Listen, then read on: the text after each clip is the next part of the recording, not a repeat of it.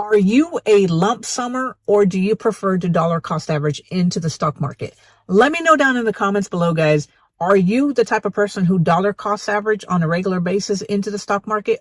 Or do you prefer to lump sum into your investments? Hey guys, my name is Susan Velez, and on this channel we talk about making money, saving money, investing money, and taking care of our health so that we can catch up for retirement, especially if you are late to saving for retirement like me. So guys, I am a dollar cost averager. And if you don't know what the difference is between dollar cost averaging and lump summing, let me first tell you what they are. So dollar cost averaging basically means that regardless of what the stock market is doing, you have a routine, whether that's a payday routine or whenever you get any extra money, you make the same amount of money deposit into your investments on a regular basis. So for instance, let's just say that you get paid every 2 weeks. So every 2 weeks, you are taking that money and you're putting it into the stock market, regardless of what the stock market is doing, whether it's going up or it's going down. And this means that you're buying shares. If it's green, you're buying less shares than what you would if the market was red. And if the market is red, guys, you're getting more bang for your buck. But it doesn't matter to you. You just continue putting money into the stock market on a regular basis. This allows you to capture both the highs and the lows. And a lot of people say this is one of the best ways to do it. That way you're not trying to time the market, because a lot of people, what they do when they get started investing is they try to time the market, and will only buy into the stock market when it's red. And if you are a lump summer, guys, it means that whenever you come into any type of money, what you do is you just lump sum that money into your investments, regardless of what's going on. And so, guys, I want to share with you guys how I do it, because as you know, guys, I am a low income earner. I don't earn a lot of money. So what I do is I have a little bit of a strategy for both, and I want to share with you guys what I do. So first of all, there's 2 accounts that I am focusing on growing. My first one is a Roth IRA, which my goal is to max it out for 2024. And since I am trying to catch up, I am allowed to do catch-up contributions. So I can do $8,000 into that one. And then the second account that I have is my brokerage account, because I don't have a 401k at my job. I am a part-time employee and they don't offer a 401k to employees. So my 2 options for throughout the year is my Roth IRA and my brokerage account. I do have a solo 401k, but that one is, I don't touch that one until the end of the year when my CPA says that I can move money into that account. So here's my routine of what I do to max out or to invest into my investments. So first thing I do is I just got paid on Friday. And what I did was I moved over $150 into my Roth IRA account at Fidelity. And then I moved, I think it was like $389 into my Fidelity brokerage account. So with money in there, since the market has been taking a lot of dips, what I do is I usually, with my Roth IRA, as soon as I move the money into my Roth IRA account, I usually invest it into my Roth, whatever I'm investing in. And at Fidelity, I am investing in SCHG, which is a growth ETF. And I am investing in that one. And usually what I do is I just buy as soon as I invest the money, or I transfer the money. And the reason being is because with my Roth IRA, guys, I cannot start touching that money until I am at least 59 and a half years old. And I don't plan on touching that money right at 59 and a half. So that money still has a good 10, 12 years to grow. And so trying to time the market or buying only when it's red doesn't really make a lot of sense to me. However, since the market has been red quite a bit and I don't have a lot of money to invest, I did invest a little bit at the beginning when I first transferred the money. And then I noticed that the market started taking a few dips. So I waited a little bit and then transferred the rest this morning, which got me a lower price average than what my average cost basis is. And if you don't understand what that means, that's fine, guys. But it just means that my cost basis average for my ETF, let's just say that when you buy a stock, when you first buy into it, you have an average cost basis. So let's just say that's $43 when you buy that stock.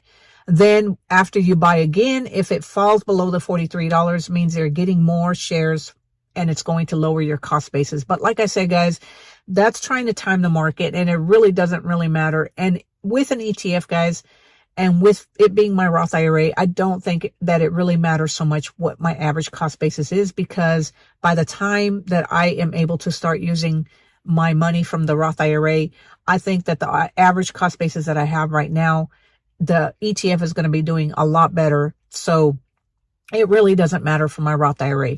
However, for my brokerage account, guys, what I do is the same thing. I pretty much invest the same amount every week. I try to invest at least $5 to $10 in each ETF that I have. And then if the market does better, I set limits to buy more based on the limits. However, I set the limits pretty low, but I'm still continually buying regardless of what the market is doing every week. And I don't take the money and just invest it completely, because I do have a few ETFs and I want to make sure that I'm buying a little bit from each one. And then also I do have some individual stocks. With the individual stocks, guys, I try to get in on the lowest price possible. And this means that I'll nibble a little bit based on the amount of shares that I want to buy. And then if it does fall below my average cost basis on the individual stock, I will try to buy more.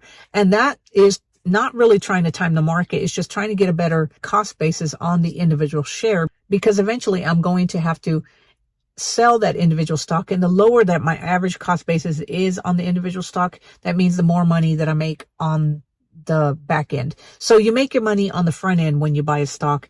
And then when you sell your stock, guys, hopefully you're hoping that that individual stock has climbed. But if you buy in at a really low price, then chances are you're going to make a good profit on the back end. So for instance, guys, I bought SoFi, which is one of my individual stocks that I own.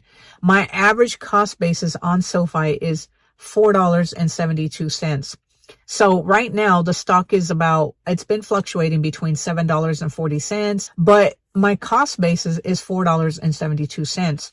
So I've already done really well with the price that I paid for the stock. So when the time does come for me to sell that stock and put the money or the profits from this stock into my dividend growth stocks, then I think that eventually I will do very good, because I do think that SoFi will eventually, maybe not this year, maybe not next year, but I think eventually it will turn into a profitable stock.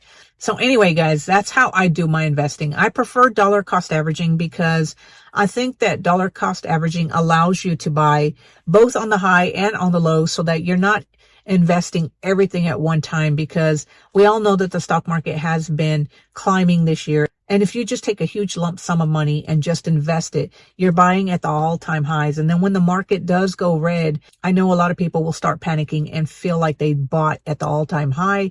And that's what causes people to panic sell, because they feel like they've lost money and they could have got a better deal had they waited. So I prefer to dollar cost average, because that way I'm buying in on the reds and the greens, and it doesn't matter what the stock market is doing. I know that it's going to take a while for me to earn my money, and I'm not going to be planning on using this money for at least 10 years, if not a little bit longer. But guys, if you are trying to catch up for retirement, it doesn't matter whether you lump sum, you dollar cost average. Find a method that works for you and just get started, guys. Like I said, guys, I started when I was 46 years old. I started from scratch. I had nothing saved in my retirement. I had nothing saved for retirement. And I have been investing on a low income for about, I don't know, since 2019. And here I am sitting at nothing amazing, nothing great to shout out about, but I am sitting better than I was when I was 2019. Whereas if I'd continued down the path of the behaviors that I had at 2019, I would have nothing saved for retirement when I do retire. So anyway, guys, let me know down in the comments below, do you prefer to dollar cost average, or are you prefer to lump sum your money and just let it ride out? Let me know down in the comments what you are and how you prefer to invest your money. And guys, if you enjoyed this video, give it a thumbs up. Click on that subscribe button so that you can be notified whenever I put out a new video. And until next time, guys, I will talk to you later. Have a great day. Bye.